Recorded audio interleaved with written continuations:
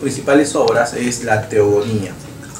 Y en la Teogonía, Hesiodo narra el origen del cosmos, cómo se origina el universo y cómo aparecen los dioses.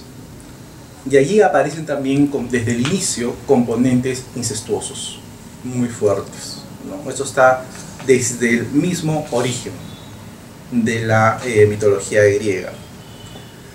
Bien, entonces tenemos la poesía épica, que se caracteriza por narrar grandes acontecimientos heroicos donde hay una explicación objetiva, en el sentido de que el poeta no habla de sí mismo, ¿ya? Es un tipo de poesía ajena a lo que nosotros llamaríamos, o sea, cuando uno piensa en un poeta, piensa en alguien que está más o menos deprimido y que cuenta sus penas como si se tratara de un vals criollo sin música o de un bolero cantinegro, ¿no? Ya, eso no tenía nada que ver con la poesía épica. Allí las cosas eran objetivas. Homero no habla de sí. Es más, muy posiblemente Homero no haya existido. Por lo menos se sabe que la Odisea fue escrita por 3 autores diferentes. Eso está claro, ¿ya? Y que la Ilíada y la Odisea fueron escritas por 2 autores, en diferentes momentos. Entonces, es solo convencional el término Homero o Homeros. Esa es la poesía épica. Luego tenemos en este mismo periodo la aparición de la poesía lírica. Lírica viene del nombre del instrumento musical, la lira. Lira, contra nuestra que tantos problemas nos causa, pero no vamos a acostumbrar a ella. ¿Ya? La lira, que es este instrumento musical como un arpa pequeña, con cuerdas que se va tocando y que permite acompañar el poema. Y aquí sí aparece la subjetividad. Aquí el poeta habla de sus emociones, habla de lo que siente. Y entonces aquí ya se empieza a hacer referencia de sus tipos de alma, su ge, su gemos, lo que siente en su frenés, lo que siente el menos, etcétera, en su nos, etcétera, etcétera, etcétera. Todas estas instancias diferentes de almas que tendían a confundirse también, ¿ya? Y aquí es donde aparece la madre de la poesía lírica, es Safo.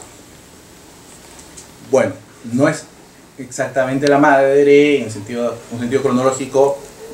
También tenemos a Arquíloco y tenemos a Anacreonte. Y en este momento el gran tema, o uno de los grandes temas de la poesía lírica, es el amor. Pero el amor entendido como eros. Como eros griego. Y ya sabemos que para los griegos el amor, básicamente, ¿cómo podríamos decirlo? El amor en Grecia se reducía a 3 dimensiones. Habías comentado que era solamente físico. Sí, a eso me refería, a eso iba en este momento, con las 3 dimensiones. El amor significa, en primer lugar, sexo, en segundo lugar, sexo, y en tercer lugar, más sexo.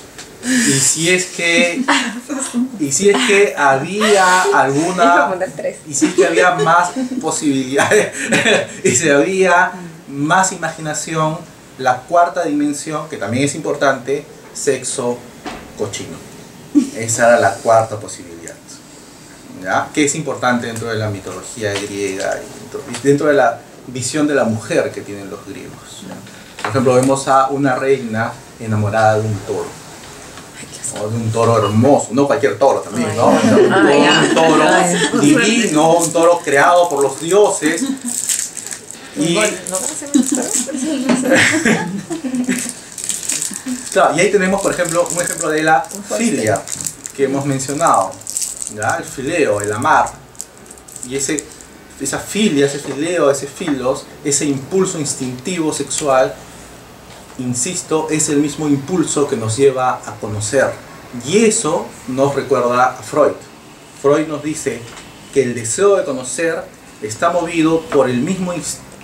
Simplemente es otra forma del instinto, que adopta el instinto, que nos lleva a la primera pregunta sobre qué es el sexo y cómo es la vida sexual de nuestros padres. Entonces hay una continuidad entre eso y ya el desarrollo de la ciencia y la tecnología y las artes. Por eso mi interés en vincular zoofilia o pedofilia con filosofía. ¿Ya? Esa filia es el instinto de saber, el deseo sexual, el amar. Amar no en un sentido romántico, ¿no? En un sentido carnal, ¿no? Esta gente practicaba la aletheia, que hemos visto que es una especie que es desnudar a la naturaleza. Bien, y no podemos nosotros ahora estudiar ni la poesía épica ni la poesía lírica, y eso es algo que podríamos hacerlo más adelante porque realmente hay mucho que ver ahí y es maravilloso, a pesar de que la poesía lírica se ha conservado relativamente poco, ¿ya? Pocos textos, fragmentos.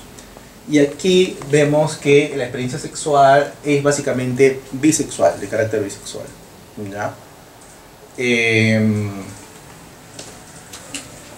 el siguiente periodo, en el periodo clásico, entonces aquí aparece recién aquí aparece por primera vez en la historia de la humanidad un tercer tipo de poesía.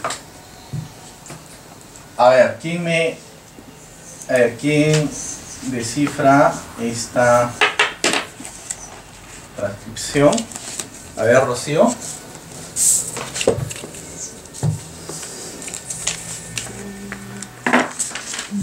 A ver, la primera letra, ¿qué letra es?